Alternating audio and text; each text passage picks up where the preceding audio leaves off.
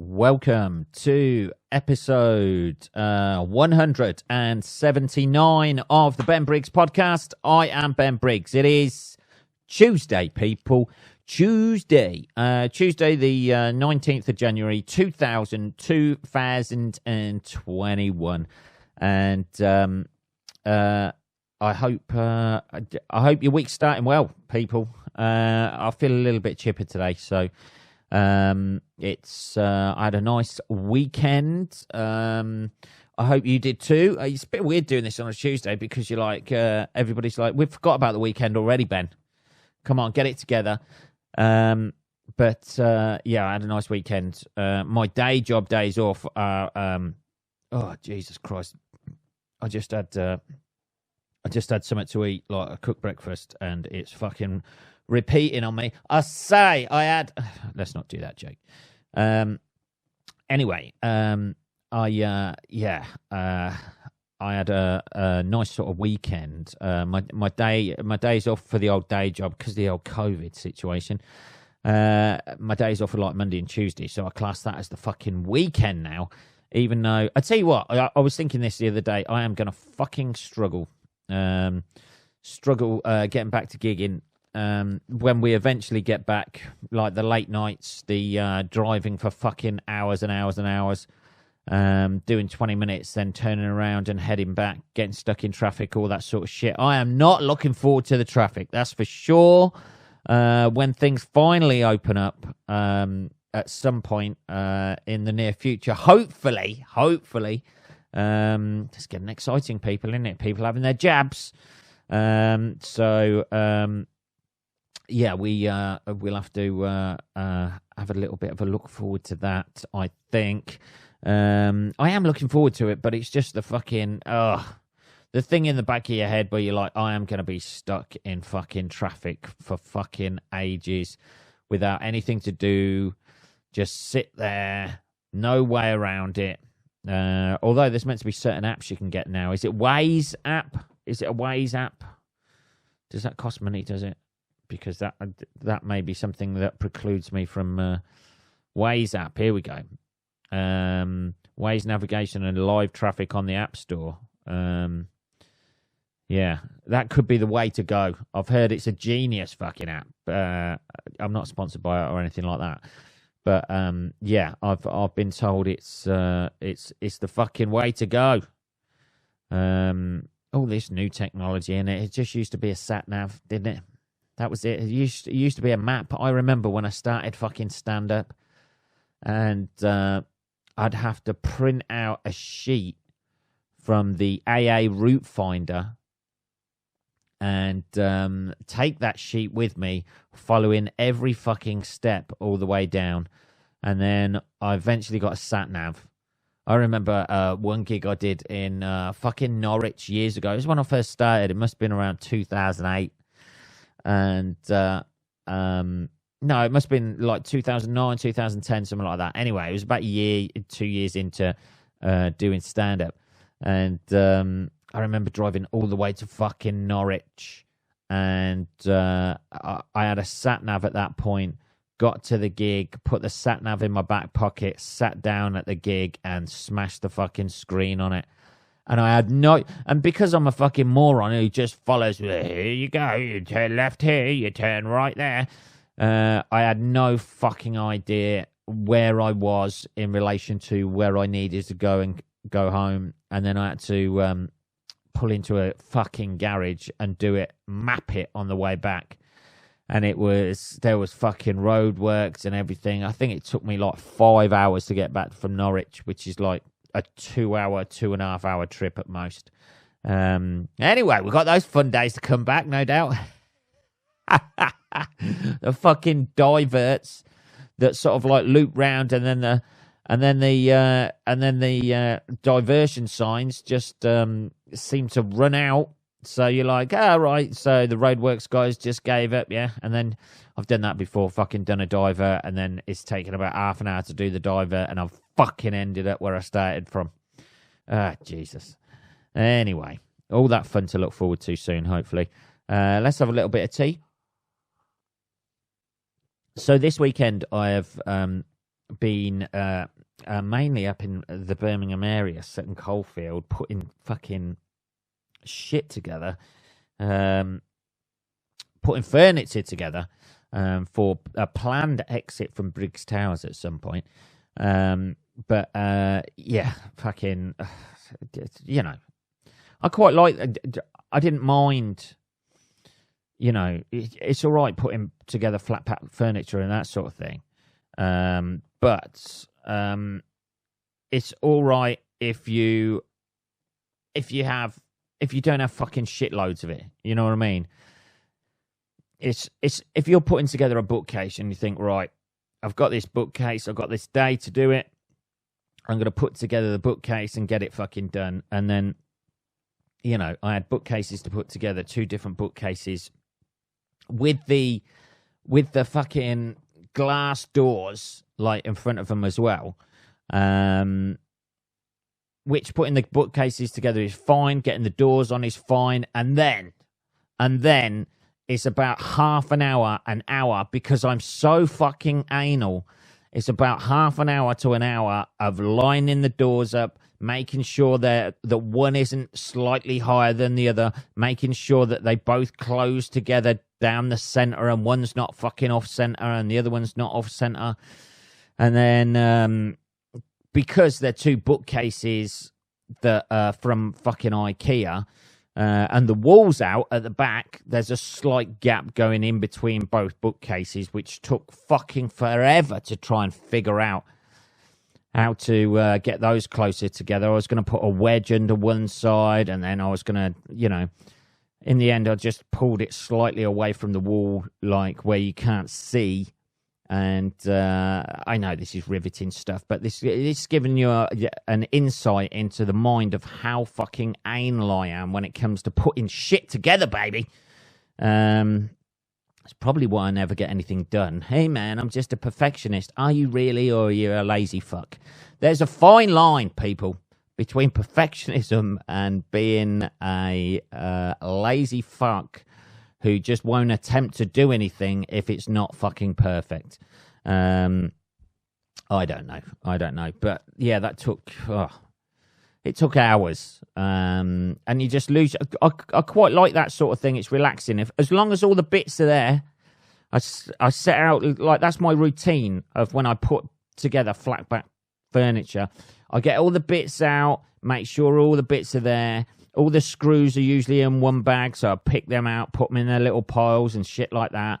And then I'm right, okay, I can fucking start doing this. Do you want any help? No, I'm perfectly fucking fine. Just leave. Are you sure you don't want any help? I'm fine. Just fucking leave me to it. That's the worst thing, isn't it? That's the worst thing in the world, when you're struggling to fucking make something fit or trying to work out a fucking problem. Somebody just coming along who's spent no time whatsoever doing this or putting it together, has no concept of what goes where, what screws you've used, what screws you haven't used, comes along and says, do you want me to help with that? What can you do? Because I've basically got to explain everything I've done so far with this, so you're up to speed. That's going to take about half an hour. By that fucking point, I'd have figured it out. Just keep supplying me with tea. You know, take a little bit of shit. You know, I'm going to be like a bit cunty for the next fucking half an hour to an hour. Just take that on the chin, sweetheart. And we'll get through this. Our relationship at the end of this bookcase will be fucking stronger. We'll know more about each other. Fucking hell. Can I help at all? No, sweetheart. I'm fine. It's okay. I just need to fucking let off a bit of steam, say a few cunts, say a few fucks, and I'll work my way through this. We'll process this, and we'll sort it out. That's basically it. Basically, my idea of like putting together flat pack furniture and IKEA shit is losing my fucking temper, getting it back, growing as a person, and while I grow as a person, I find a solution to whatever fucking inevitable problem there will fucking be with doing the shit that I need to do. I seriously fucking lose my temper. Seriously, you feel like just fucking snapping it in half and just thinking, fuck it, we'll have our books on the floor. It's fine.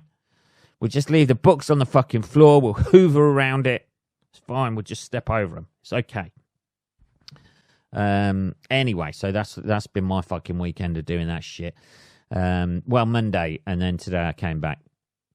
But I don't know. We'll get there. We'll get there. It's just a fucking ball ache, isn't it? Trying to put things together and then inevitably finding out the only fucking one thing that did work out for me. I bought a desk as well, and there was a 1 meter, 1 meter and 5 centimeter gap right in the corner of the room, and the desk said the length of it was 1 meter and 5 centimeters, and I was like, "Fuck it, I'll buy the desk anyway. We'll see if it fits." And I tell you what, people, fit like a fucking glove. Not a fucking millimeter either side. It just slid into position exactly where I wanted it to be. Boom. There you go. Take that, you fucking fuckers. You fucking IKEA fucks. You've actually pulled it out of the park and pulled it out of the park. Pulled it out of the park. Can't do that these days, can you? Knocked it out of the park. With regards to fucking actually getting your measurements right and everything actually lining up right rather than fucking the legs sticking out or something like that. I don't know. Anyway, let's have a little bit of tea. Yeah, so my fucking hands have got fucking blisters all over them and that sort of shit at the minute. My voice is a little bit hoarse because I've just been going fucking cunt over and over again. It's when you look at something, and I tell you what it is. The worst thing is when you look at the instructions for shit like that, and you see how many screws there are, and of one screw there's like 94 of one screw, and you just think my hands are going to be fucking raw after this. I know I ought to. You're thinking, well, just use an electric fucking screwdriver, Ben. I've fucking got one of them, and they're shit. I've got one. They get no purchase on anything. It might work, actually. I've not tried it on flat pack furniture. I've tried it on other shit, trying to screw stuff in the walls, and you end up just fucking locking it and then just screwing it by hand anyway with the fucking electric screwdriver, which is fucking far worse than a normal screwdriver to use. So anyway, it might work on flat pack furniture. We'll have to dig it out. Dig out the old electric screwdriver.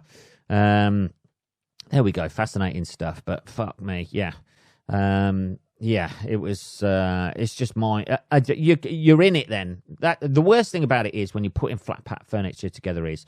I know this sounds like a bit or something like that. Some lame ass I'd fucking talk about. The worst thing is it.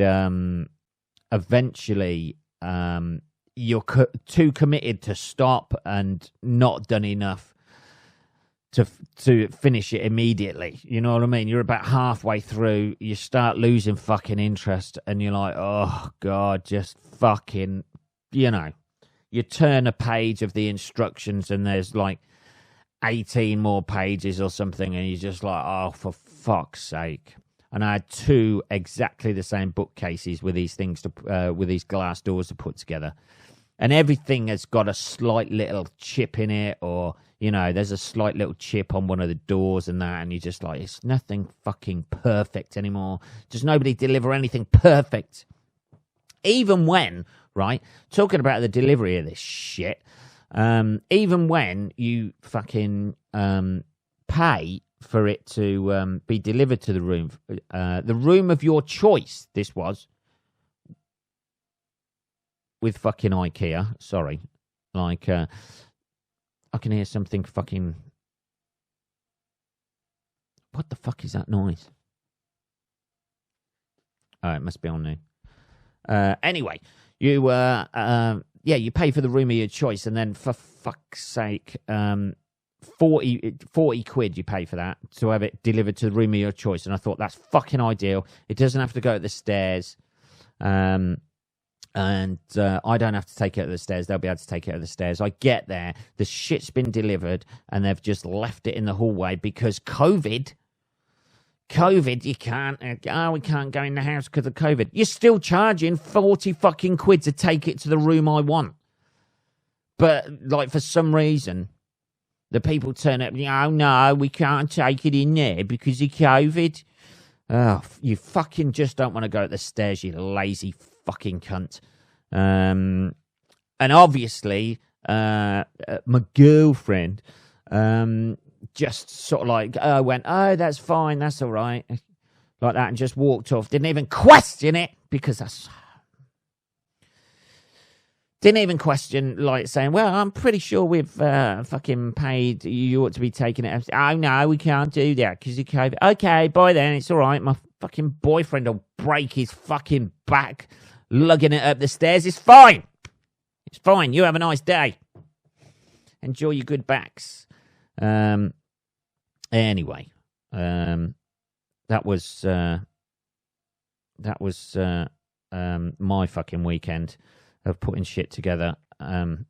So let's have a look. Sorry, I've got a weird fucking humming noise in my ears at the minute. I don't know what that is. Probably some sort of embolism, I imagine. Let's have a little bit of tea and see how we get on. Anyway, let's have a look at and see some bits that have been going on in the world out there. Now, this made me laugh. I don't know why. Like, people are trying. It's almost like people are trying to fucking personify animals or whatever. What do they call that? I forget. I did know the word for that. Anthropomorphize, isn't it? On this one, thousands of salmon lost in a major seal attack. Here we go. We've had a major seal attack in Scotland. They've almost pitched this story like it's some sort of unified sort of like operation by all the seals around the Scottish area, where they've just gone, go, go, go, go, go, blue team, go, red team, you're the distraction. A Scottish salmon farm lost more than 52,000 juvenile fish in a major seal attack on the 31st of December. It has emerged. They kept it for New Year's Eve as well. Classic seal strategy, that. New Year's Eve, all those, they're thinking Scottish people, hogmanay, all that sort of shit. We can get all the fish we want. During the incident, seals ripped open nets and killed many fish. I don't know why that's in inverted commas, while others escaped, according to an industry body. It occurred at a farm based at Portree on Skye. The business was due to have new anti-predator netting technology installed by the end of the month. Well, if it happened on the 31st of December, when the fuck? The end of this month, I imagine. The business was due to have... there we go. Our Portree site has recently been subjected to a persistent attacks from a large group of seals. I fucking love it. Just in little balaclavas. Our staff moved quickly to repair this damage, but unfortunately a number of fish escaped. They've just, like, it looks like they've just gone in there and slaughtered fucking hundreds of fish. The pictures are just like all the fish have had their throats ripped out. I don't know. The rest of them's not eaten. I don't know what it is about seals loving them fish throats, but the company added it is now working closely with the local fisheries trust to record any sightings and recapture stock wherever possible. It's a distressing incident. This has been described. The chief executive of the fisheries said salmon farms and seals can coexist quite happily in the marine environment. Seals can, however, inflict vicious and widespread damage on salmon farms, killing significant significant numbers of fish in each attack. Yeah, fucking hell. I mean, you ain't going to stay afloat long, excuse the pun, if you're losing 52,000, you know. Why not just take some fucking fish out of your stocks and feed the fucking seals every day down the coast or something like that, so get them away from that fish stock and do that. What's wrong with that? Work in partnership with the old seals. Don't they do that with fucking dolphins? I've seen a program about that. Don't they? The old fishermen out in wherever they are. The fishermen were black. So, you know, I don't know. It was some country, Ghana or something like that. Is it Ghana? I don't know. My ignorance, I didn't pay attention to where the people were from, but they fucking sort of like net fish, don't they, with dolphins and shit like that, and then give some of the dolphins, there you go, my old buddy, thanks for all this fish, have one of them. You'd have thought the dolphins will just go, well, fuck it, I'll just catch the fish myself. And they call that an intelligent creature. But no dolphin has ever thought to itself, over there, where is it? Let's see where it is.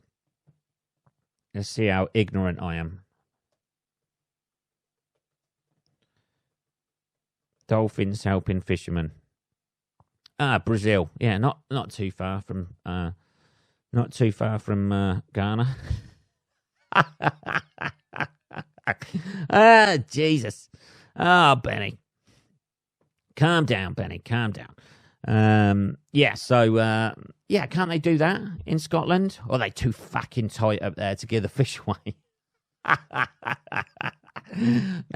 Jesus. 2 stereotypes in the space of 1 paragraph there. Fucking love it. Let's have a little bit more tea. I say fair play to the seals. Being a non-fish eater myself, I say help yourself. All of those salmon are fucked up anyway, aren't they?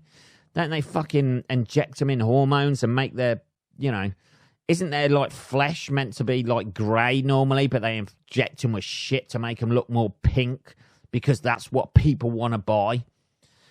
And then they wonder why the sperm count goes down and everyone's breaking out in fucking acne. I don't know whether that's the the cause of all of that, but it's I say fair play to them. They're fucking all the steroids they put in them fish and that sort of thing. Those seals are gonna be fucking roided up in a couple of years, just coming out of the water, just like bench pressing, fucking doing pull-ups and shit like that. Just press-ups on the beach, like, because the guys come out to scare them off and they're just there flexing their fucking biceps because of all the shit that's pumped into the salmon that they're eating and stealing. I don't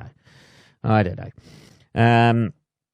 Also, as well, not only is it salmon farmers in Scotland moaning about stuff, this was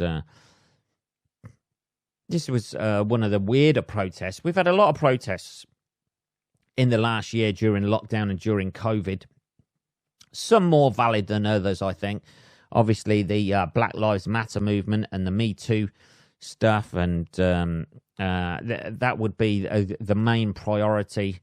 You've had other shit going on, haven't you? Other protests where people just, want a bit of a day out and be surrounded by people, don't they? They want to break the lockdown laws, but they also want to, be seen to have a valid reason to do that. But mainly it's about breaking the lockdown laws and having your photo taken whilst protesting about something. It seems to be, anyway. Maybe that's just my cynical view on things, people. Who knows? But this was the German Hairdresser Association. Now, German hairdressers protest the Bundesliga, which is the German football league, footballers' haircuts. Not for any particular reason. They haven't, like, fucking, shaved swastikas in their head or anything like that. Or, a Star of David, as other footballers are pissing on their, haircut as some sort of weird homage to the Holocaust. The German Hairdressers Association has asked the German Football Association. There's a lot of associations in Germany. That's where it started the last time, people.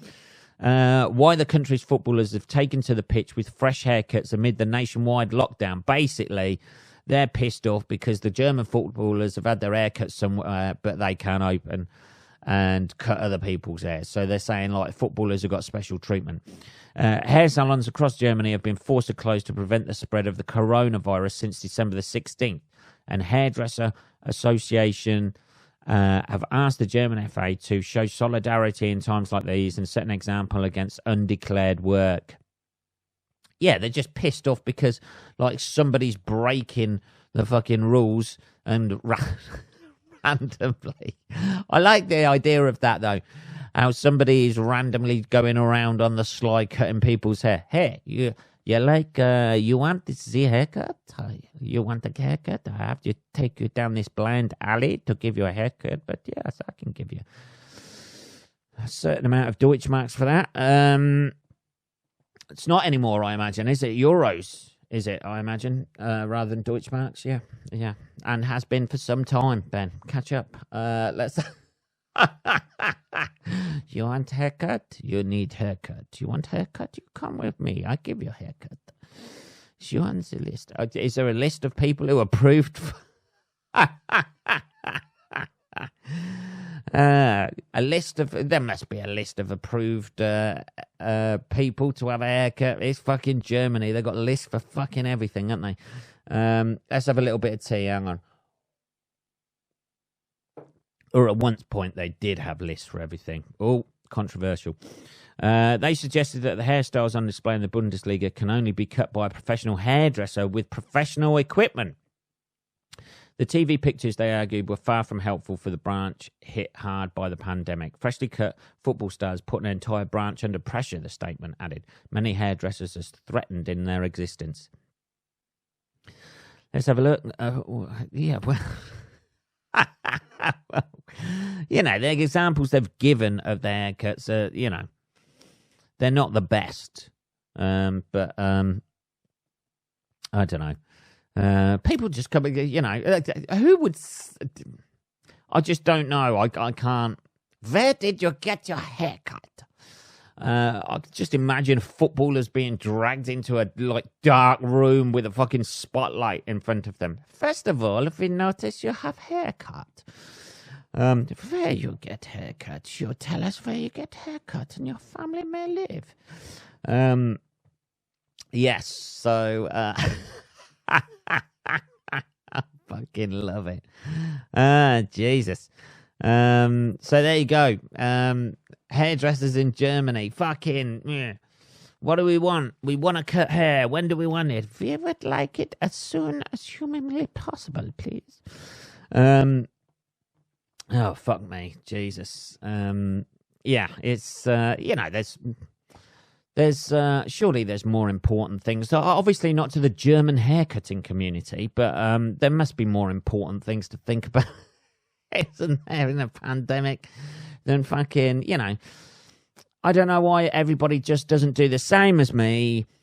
Have the old buzz cut, get away with it. You get a few people looking at you like thinking you're a fucking racist thug, but mostly it works out nice because you don't get any of those pricks coming up to you fucking asking you to do questionnaires in the street. Not that you get that anymore anyway. That's it. Just if you hate people coming up to you in public, either asking you for a cigarette or some spare change or to fill out a questionnaire, shave your fucking head and adopt a scowl, and not many people will approach you. Obviously, if you're a stand-up comedian, it makes you a lot less likable on stage. But, you know, it's the yin and yang of it, isn't it? What are we on? 29 minutes, people. This is the end. That is it. That's all we've got to cover. What the fuck did I talk about? I talked about flat pack furniture for about 15 minutes. Hey, man, I got 15 minutes out of that shit. Oh, my God. Have you heard Ben Briggs' shit about flat pack furniture? It's fucking amazing, man. I don't think anyone will ever ever be able to talk about flat-out furniture on stage again. I don't know. That was episode 179 of the Ben Briggs podcast. If you've got any questions or anything like that, you can email me at podcast@benbriggs.co.uk. I will be back on Saturday, motherfuckers. Have a good rest of your working week. Only 3 days left after today, and I'll speak to you then. Take care.